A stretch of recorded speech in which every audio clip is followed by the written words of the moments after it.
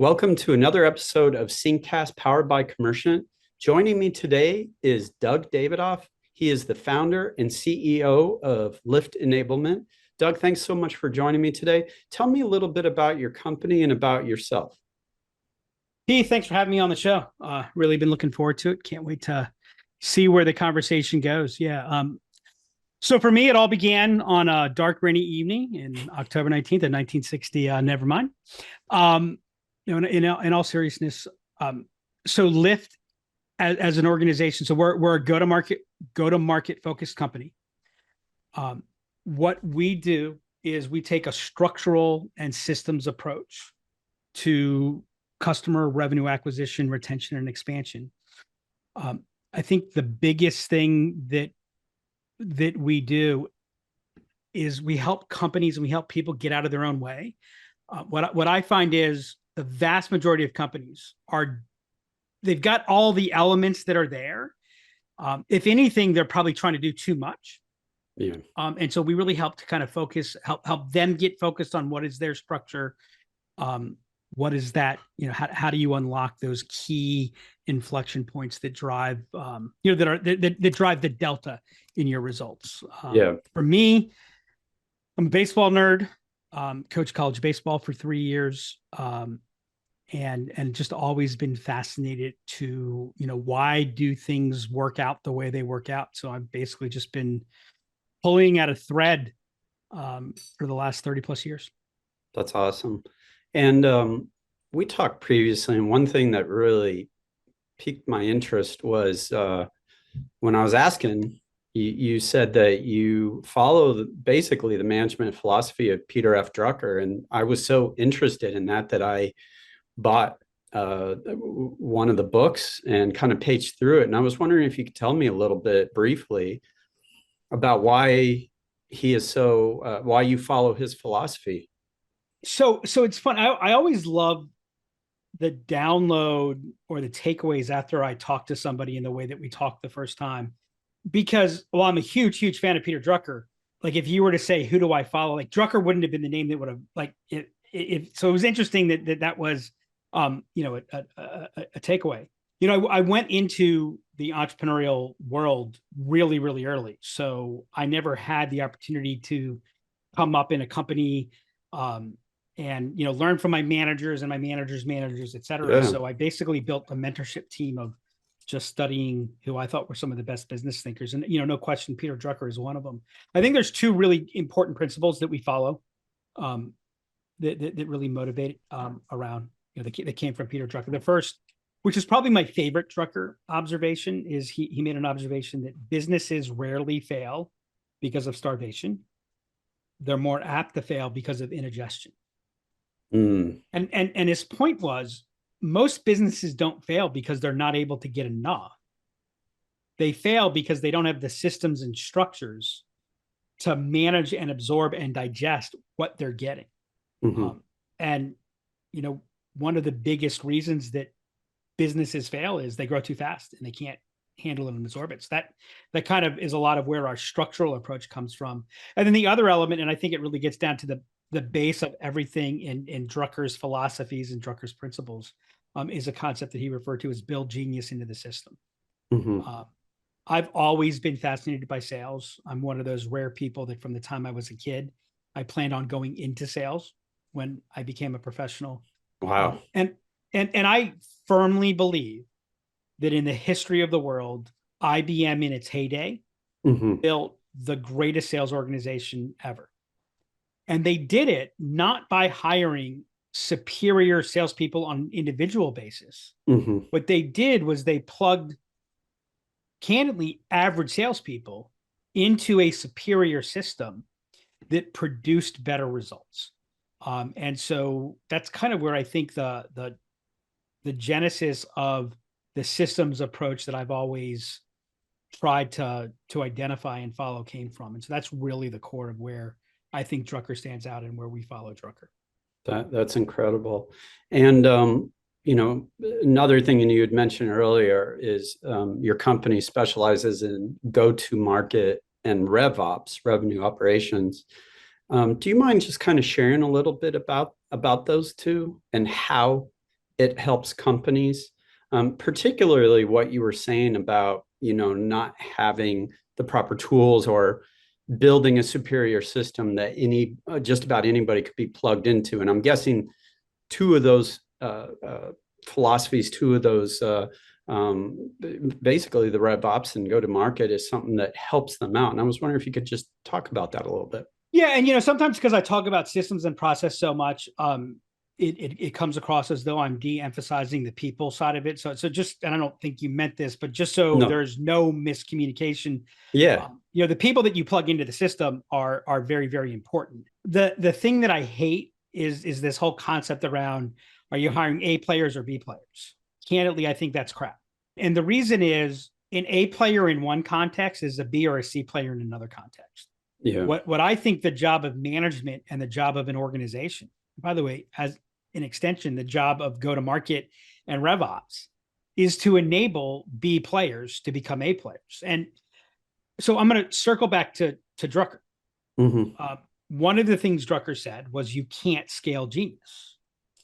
And so if you think about what is an A player? A player was coined by Brad Smart, or Jeff Smart is one of the two Smart brothers, in their book Top Grading. And the definition of A player is top 10% of people capable of doing the job. And it is impossible to staff your company, if you're going to scale, fully with top 10% people. And by the way, if you're in the top 10%, you're in a whole lot of demand.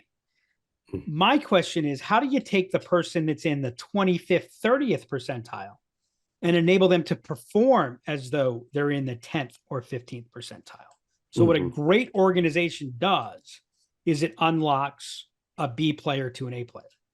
You can think about, football as an analogy to that. One quarterback or running back in one system. Alfred Morris was an all-pro in Mike Shanahan's scheme, and he was not very much in anybody else's scheme. Right. Those types of things really all come together. So I do think that right fit matters. Go-to-market is really about aligning and orchestrating all of the various elements of how your company, your structures, your processes, your tools, your actions, for how you're presenting yourself to your market, how you're finding, getting, winning, keeping, expanding good, profitable customers. Go-to-market at its core is strategic. Another place where I think people get, the word strategy gets thrown around. So where the strategy of go-to-market connects to RevOps is, and we actually use our term, and we have a program called the Strategic RevOps Advantage. I believe that there's a significant difference between the idea of what we call strategic RevOps and the elements of RevOps that are tactical. Not that you don't need tactical RevOps, but strategy is all about managing trade-offs, right? Strategy is not planning. Strategy is not, genius. It's an ongoing aspect of how you're allocating resources, how you're allocating actions. What is that guiding policy that enables you to build consistency and impact so your actions feed off of each other and kind of have that snowball effect? And where it's crucially important is, 90% of probably what happens in any business's world. It's a relatively simple interface, if you will. There's a lot to do. And it's definitely complicated, but it's not necessarily complex. And what I mean by that is, on those critical few things, what leads to a successful implementation of technology of your CRM? What leads to a successful marketing demand gen program? What enables a sales organization to sustain rapid growth? Those critical few things, what you're dealing with, there are no right decisions. I had somebody ask me one time, what do you do? And I was in a little bit of a cheeky mood. And I said, well, we solve wicked problems. Wicked problems, there's actually a definition. A wicked problem is a problem that has no solution. What it has is a series of trade-offs. Every choice you make has advantages and disadvantages. And when you're talking about go-to-market, what you're doing is you're having to make very critical choices. You're having to manage those trade-offs. And where companies get themselves in trouble I think, and why we're working so much harder.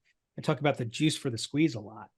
Why we're working so much harder for the juice that we're getting is because we don't have that guiding policy in the trade-offs that we're making. So there's not consistency, there's not alignment through those things. And so what revenue operations does is it creates the structures so that trade-off decisions can be made and managed relative to the resources and constraints of the organization to maximize the likelihood of success to meet whatever the revenue expectations are or whatever the revenue requirements are.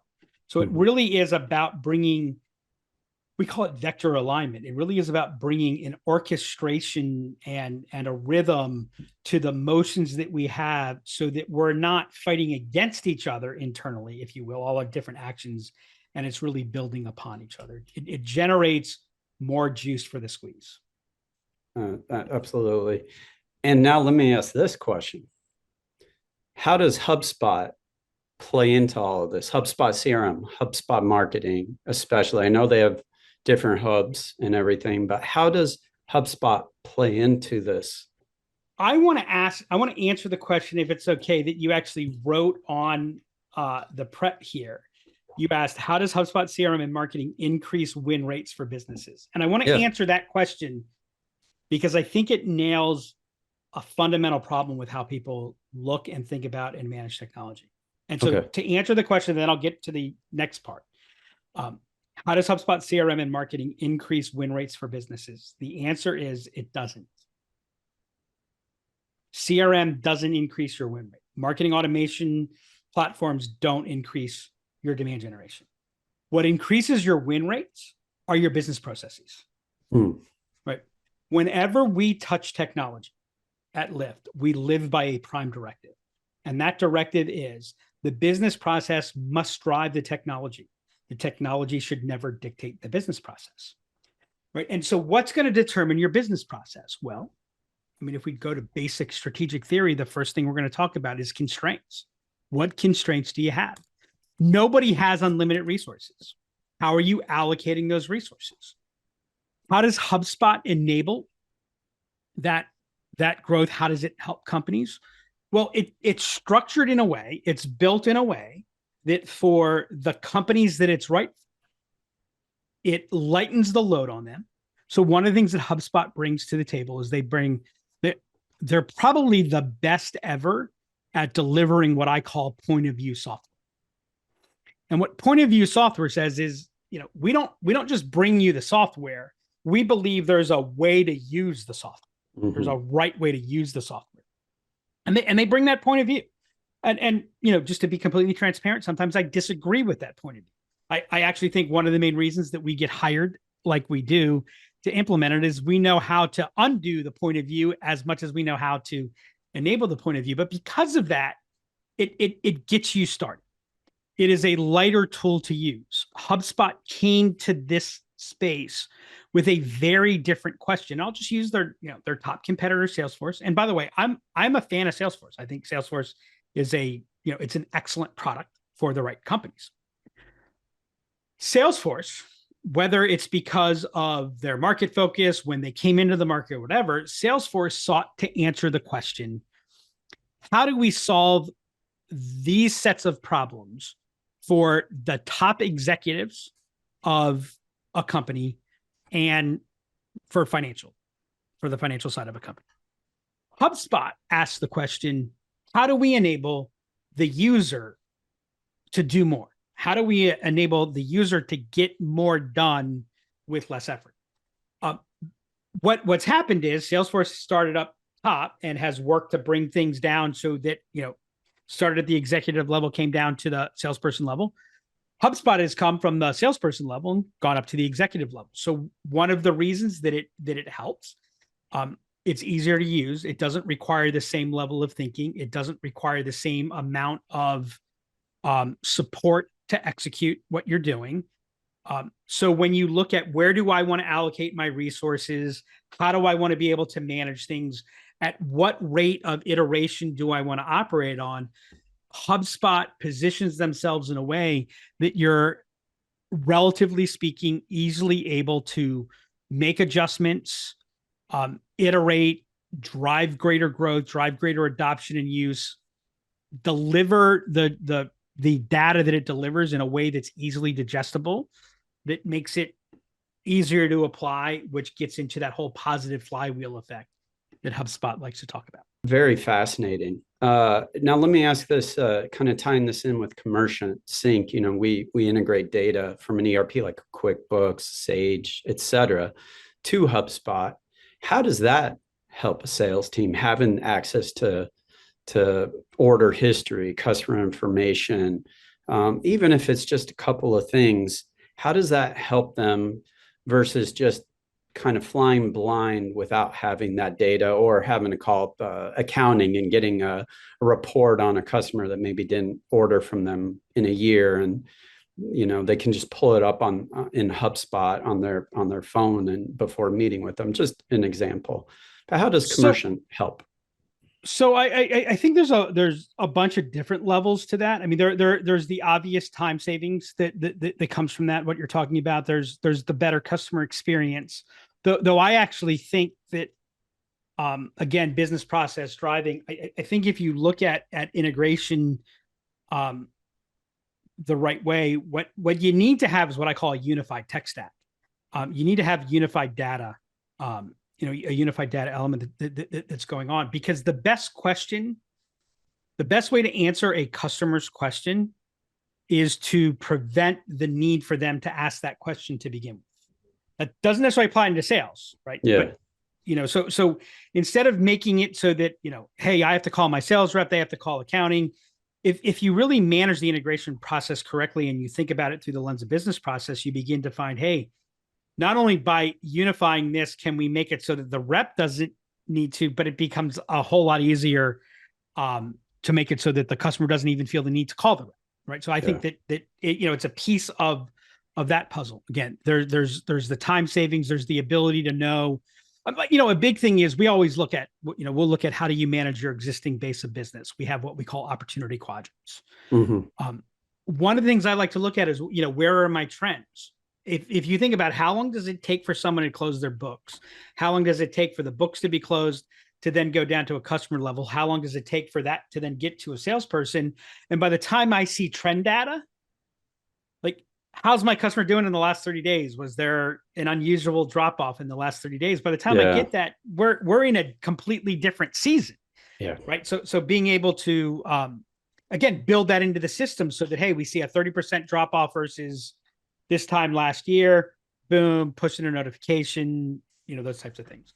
But the other place where it helps is actually an invisible place. And it's why digital transformation is going through its next win. Like we're I'm going to say phase 3 of digital transformation, kind of the third level. How am I allocating my resources? How am I structuring myself? How am I going to market? And if there's not clarity through the organization, so think of it this way: I'm a salesperson. I use Commercient, or my company uses Commercient to sync my CRM with my ERP. And as the salesperson, I never touch it. Does that mean the salesperson hasn't benefited from it? Absolutely not the case. Executives are able to see where the flow is. They're able to get that rhythm, that pace of what's happening in the business.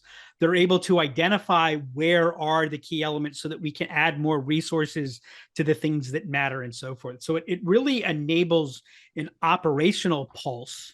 And the reason that we've chosen to partner with you guys, I know the purpose of this is not to make it a commercial, but the reason we've chosen is, getting those two systems to talk to each other is mission critical. And there's so much uniqueness in someone's ERP and someone's CRM that in essence, when we work with you, we're already 2/3 of the way there. And so we're able to get to that place of utilizing it faster, which means we can start putting water through the pipe and really start driving those iteration cycles better and faster. Yeah, absolutely. And kind of backing up a little bit, and I think you said it best when you said that don't let the processes that drive the company per se. I think what you're saying is you don't want the tools to have to like completely alter how somebody thinks, how somebody does something.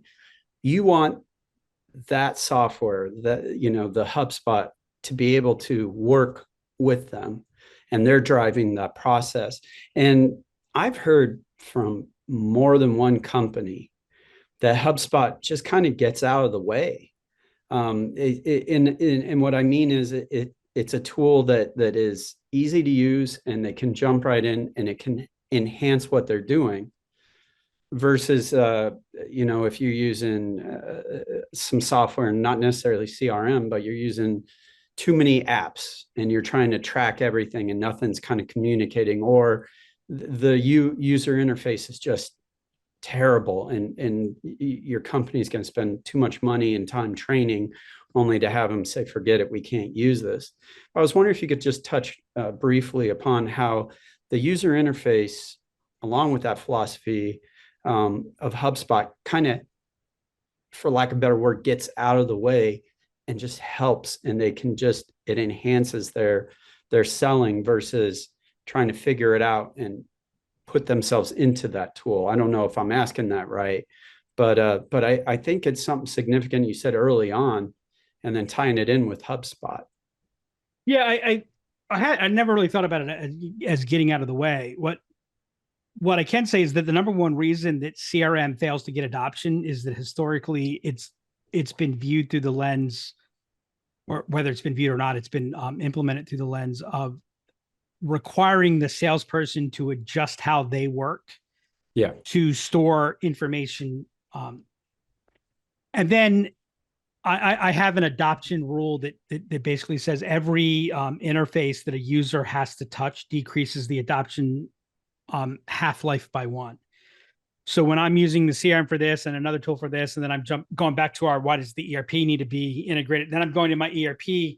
What happens every time I touch another piece of tech is that adoption is you know, the half-life is going to drop by 1. And so what, again, because of the lightness and the flexibility, what we're able to do with HubSpot is really map the process, the flow, how are things supposed to work. And I fully believe that the magic, well, and the science is getting the CRM to work in the flow of the rep, so that, you know, reps don't adopt CRM. People don't adopt technology. They adopt business process. What the tech does is it enables and accelerates that business process when it's done correctly. And so I think that's where it is, so that when I'm using the tool, like it's interesting for me because I'm so aware of what HubSpot is doing that to say that, well, it's not there, it's invisible. Like I struggle to, but it's so intuitively a part. I mean, it's, you know, it's the difference between people who use a Mac and other tools. It just flows with you, versus, wait, I need to stop and think. I need to stop and think. Yeah. And that's what I meant by it gets out of your way. You don't have to stop and think. It's just flowing. And it's something that I realized years ago when I was doing video production, and I was trying different computer video editors, and some of them I was spending more time thinking about the software than telling my story. I'd like to just ask, you know, what are your top tips for adoption? And I think you're gonna tell me some pretty interesting things that are not going to be overly technical. And that's what I've been enjoying about this conversation, to be honest with you, is a lot of great stuff, a lot of great philosophies. But, you know, by the way, the reason that people have to get really technical is because they don't have workflow clearly mapped out. So what's the key? What's the key to driving adoption? What's the key to driving success with HubSpot? Frankly, with any tool. I mean, the first most important thing is map your business process. And mapping your business process is not the lead starts here, then it goes to here, then it goes to here. That's the technology process of. It's how do you generate interest? How do you turn interest into engagement? How do you turn engagement into conversation? See, what you're going to find is everything is a decision tree. All of life is a decision tree, right? We have a tendency to look from the bottom up. That's our natural orientation. At the bottom, there's 3,000 different variations of what could happen, but you're going to get to 3,000 through a path where you're never going more than 2 to 4 branches. If you ever have 5 branches on something, then you probably skipped a step, right? And so as you build that out, that's where you're going to find, oh, here's the key issues. Here's how that works. Another thing that we recommend is doing a what causes sales results. Right? So when I coach college baseball, when I coach baseball, I was responsible for, I was hitting coach and bench coach. And there's something called swing mechanics. Now, I love baseball. I think baseball is the analogy for life. And I think there's nothing that's more analogous to a sales interaction than the pitcher batter interaction. The only thing close to it is playing poker. So every pitch is different. Every situation is different, and every swing is different, even when it's the same person swinging at the same pitch, right? So there's massive variation. But what the mechanics of a swing have identified is there's 3 critical points in a swing related to where your hands and bat should be and the timing of that increases the likelihood of you hitting the ball hard. And by the way, as a hitter, that's all you want to do. Hit the ball hard. You do not control where it goes, right? The only thing you can control is, do I make solid contact? That same approach is, we kind of take that to what causes sales. What are the things that are controllable? Because by the way, in a sales interaction, I can do everything right and lose. I can do everything wrong and win. What I want to do is identify what's the button that if I push it most, it's going to increase the likelihood that I'm going to win most. I can, with clear business process, I can begin to identify that, which enables me. And this is where people get process wrong and systems wrong with sales and marketing. Sales and marketing is a unique system because it's open loop. And what that means is we don't control it completely. Or to quote the great philosopher, Mike Tyson, everybody's got a plan until they get punched in the mouth. Not only is the market different, and is every customer, yes, every customer is different. They're mainly the same, but yes, they are also different. But also our rep is different. And if I tried to coach my team, my hitters, to make everybody swing the bat the same way, it would have been horrible in terms of results, and B, they would have revolted because they don't have the same biomechanics. They've got different styles, different approaches. What we keep doing with process is we keep bringing process to restrain that element, which means the first thing a rep does is they break it, right? And so when you map that process, when you begin to identify where are those key inflection points, you're able to embrace the individuality. So it's like, hey, these are the key milestones. How you get, I would say, be maniacally focused on the milestone, be incredibly flexible on the pathway to get there, right? As long as it's legal, moral, ethical, and preferably not fattening, then, go to it. And I think what happens when there is that confusion, when you don't have good process map, is we get really focused on the pathway. And we say things like, you're doing it wrong. You've got to do it like this. And that never works. What a good system does is it unlocks the talent of the user of that system. And I think that is the key to driving performance. I think that's the key to driving CRM adoption. And I think that's the key to driving results. Awesome. Doug, thank you so much. This was a really fascinating conversation. I appreciate it. My pleasure. It was fun. We'll have to do it again sometime. Thanks, Heath. Absolutely.